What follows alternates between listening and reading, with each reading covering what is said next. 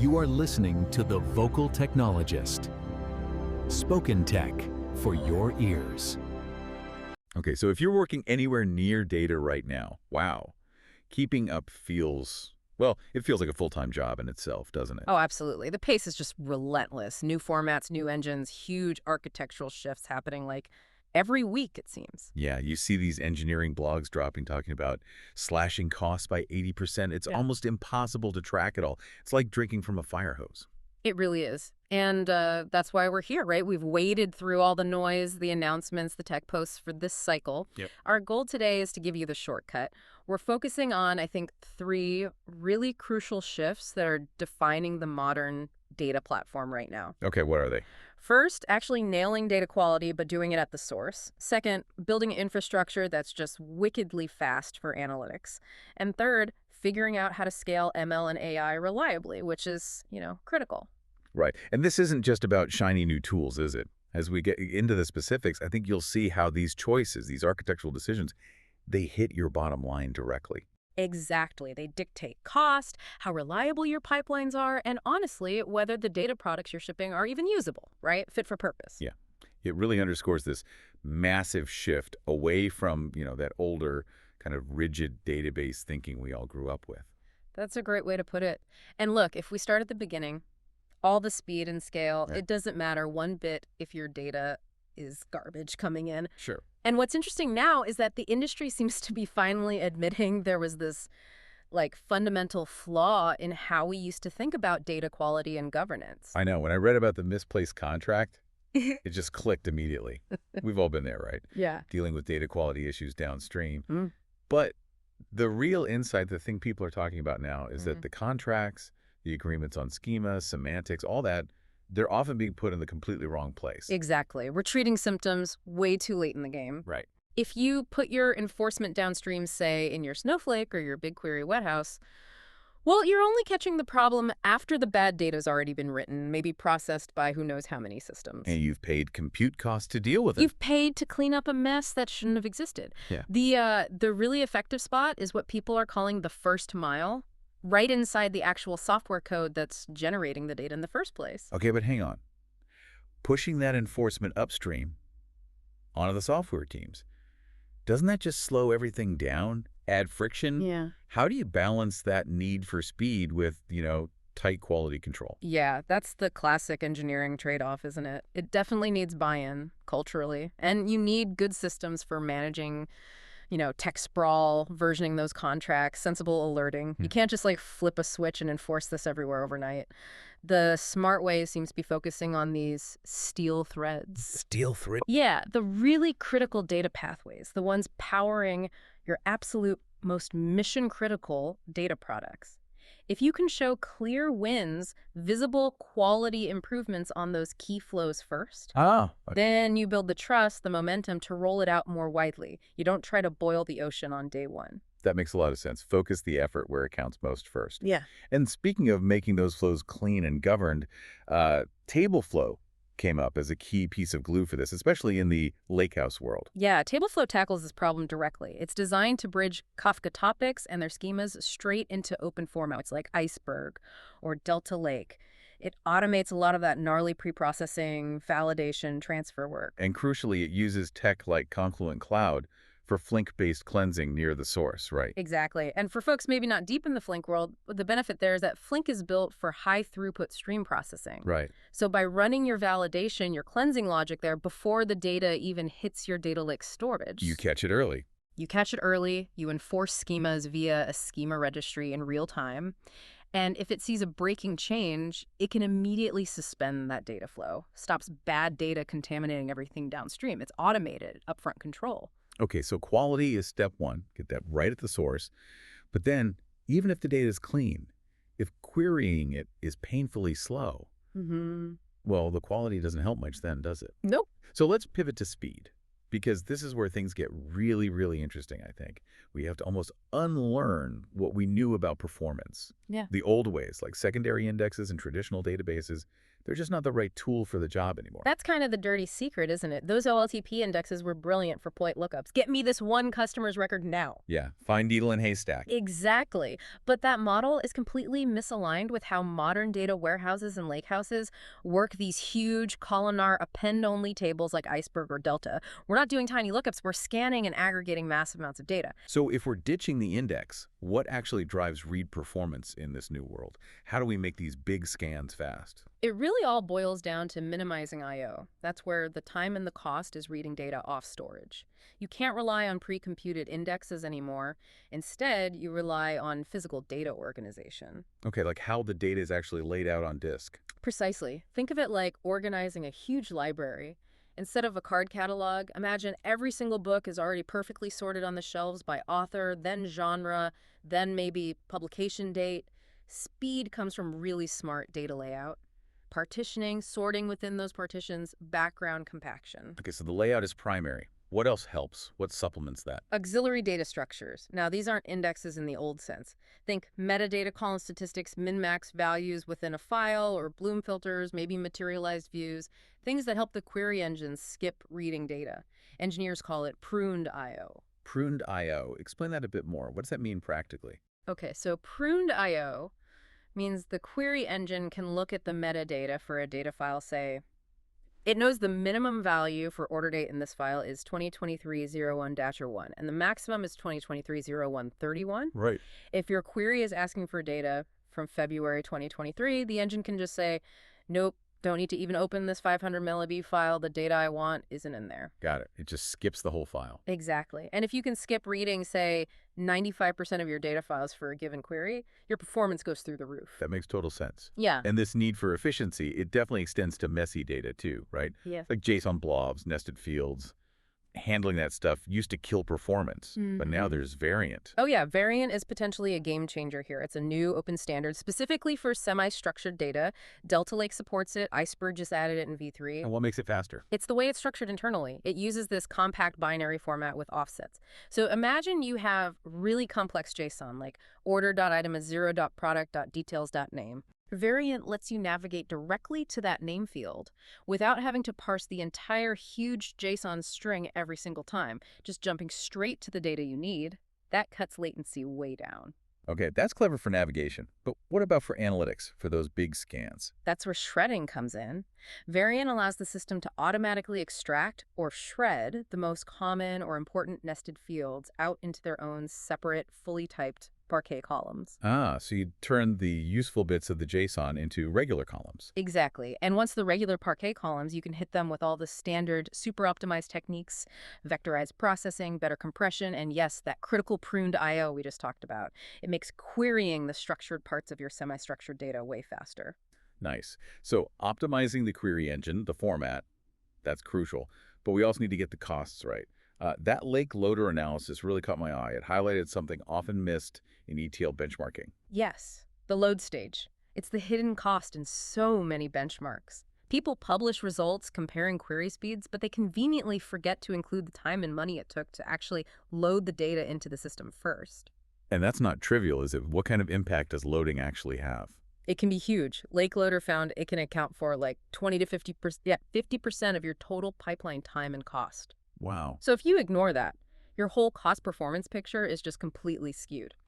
What Lake Loader does is measure realistic incremental loads, dimensions, facts, event streams, the whole shebang to give a true price performance comparison across platforms like EMR, Databricks, Snowflake. It measures the real cost of getting data in and ready. That cost accuracy is so vital because once you start scaling things up, especially for continuous ML or AI workloads, those seemingly small inefficiencies, they become massive problems. Exactly. Which brings us to scaling.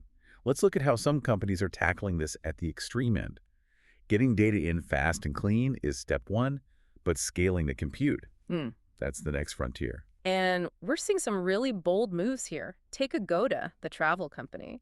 They made a huge decision about their feature store serving component. They rewrote the whole thing. From what to what? From JVM Scala to Rust. Wow, okay. That's a big bet. Rust is hot for performance and safety, but it's a major shift. What did they actually gain from it? The results were pretty staggering, honestly. They massively cut down CPU and memory usage, That let them handle 5 times more traffic on the same hardware footprint. 5 times. 5 times. And when they projected the costs forward, they estimated it would cut their compute spend for that component by around 84%. 84%. Yeah. That's not just tweaking. That's a fundamental shift in efficiency. Game-changing for scale. Totally. And we see LinkedIn doing something similar, but aimed at their training platform. They're moving away from traditional batch updates towards incremental ML. Right, making the models update more continuously. Correct. They built this new platform for incremental and online training. It constantly feeds new data into the models. It relies on things like nearline feature attribution, quickly linking features to training outcomes, and uses Flink for transformations, plus Ray for ingestion. Okay, Ray. For people who haven't used it, how does Ray help with ingestion here? Make it faster or more reliable? So Ray gives them this highly distributed, scalable compute framework. It lets their data scientists basically treat complex feature processing and ingestion pipelines as these unified, fault-tolerant tasks. Ray handles a lot of the underlying distributed systems complexity, which helps LinkedIn make sure their model updates are fast, they're reliable, and they're always using the freshest possible data. And did it move the needle? What was the business impact? Yeah, they reported it boosted key metrics across their feed, ads, and jobs recommendations by a solid 2 to 4%. Which at LinkedIn's scale is absolutely massive. Huge lift. Okay, and then there's Facebook, or Meta, I guess. Processing items by the trillion. Their distributed queue, FOQS. Yeah. The scale is just mind-boggling. Yeah. 1 trillion items a day. What does that even force you to do architecturally? FOQS is just, it's a beast, fully managed, scales horizontally over 1 trillion items daily. You can't build that kind of thing purely on some exotic brand new tech, right? It would be too fragile. So the core, interestingly, is built on sharded MySQL. MySQL. Yeah, a massively sharded MySQL base. But the magic is in the layers they built on top of that solid, well-understood foundation. How do they handle the scale then? Lots of in-memory buffering, aggressive batching of operations, and critically, this resilient pull-based delivery model. Consumers pull tasks when ready. By layering the smart logic over standard sharded databases, they get the low latency and throughput they need for these insane workloads without relying on one giant monolithic queue that would just fall over. Wow. Okay. So we've hit quality at the source, velocity through layout and new formats, and now extreme scale with Rust, Ray, and clever queuing. What does all this intense engineering mean for the tools that we actually use day to day?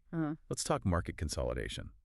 That Fivetran Bet Labs deal, that felt big. Oh, it's a huge move. Fivetran buying DBE Labs definitely signals a major push towards integrating ingestion, transformation, modeling, the whole workflow. Right. The strategic aim seems clear: create this unified open data infrastructure platform. And guess what's sitting right at the center of that vision is the common ground? Let me guess. Iceberg. Apache Iceberg, yep. Positioned as the standard engine-agnostic table format that everything plugs into. That really is the key theme, isn't it? Shifting away from locked-in proprietary platforms towards these open standards that give you flexibility. Exactly. The dream is standardized ingestion, easier lineage tracking, portability across different query engines. That's great, right? It does.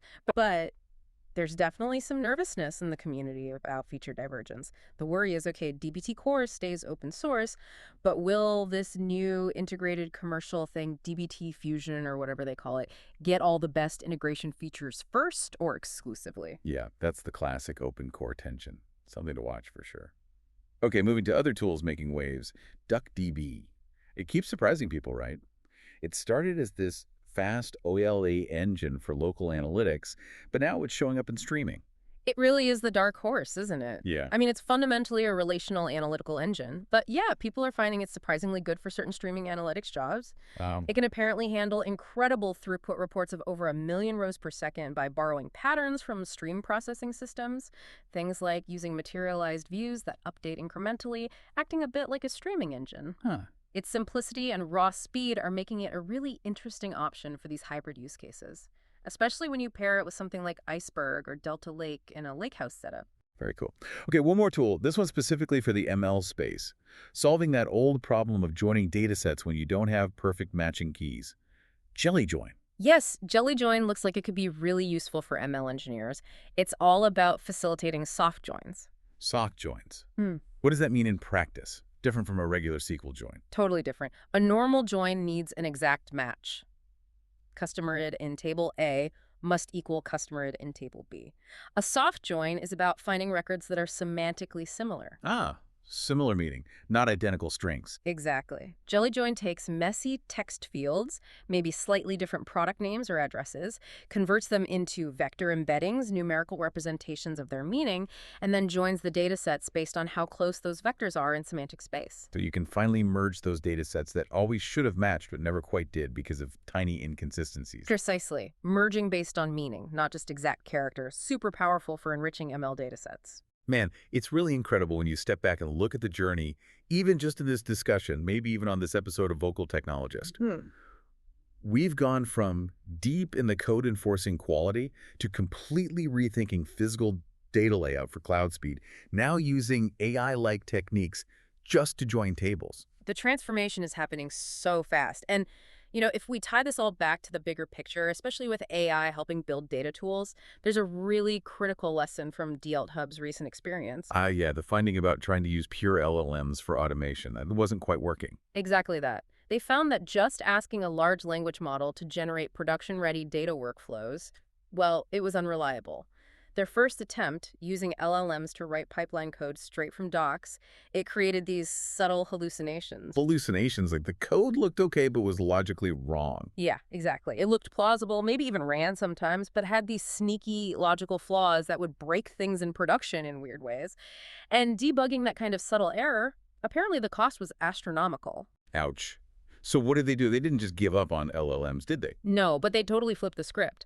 Their V2 approach, the one that actually worked well, used deterministic tools, first traditional parsers, validators, to pull out the verifiable facts and structure from the source. Okay, get the basics right with reliable tools. Right. And then, only then, did they bring in the LLM, but just for the fuzzy stuff, suggesting naming conventions, maybe drafting some documentation, handling semantic nuances where creativity helps and perfection isn't critical. So use the LLM sparingly for what it's uniquely good at and ground it in deterministic logic first. Precisely.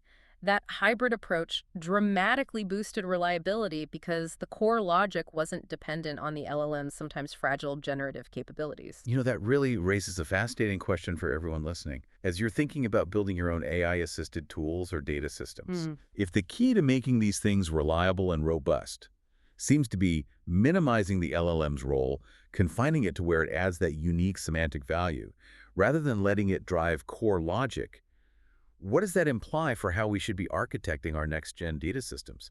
Should we be designing pipelines to be LLM optional, not LLM first? Definitely something to think about. That is a really fundamental question to chew on. It suggests the underlying solid engineering is still king, no matter how fancy the AI layer gets. Absolutely. Well, this has been a fantastic tour through the landscape. Thanks so much for walking through it with me. My pleasure. Lots happening out there. For sure. Okay, everyone, thank you for joining us, and we'll catch you next time. Spoken Tech for your ears.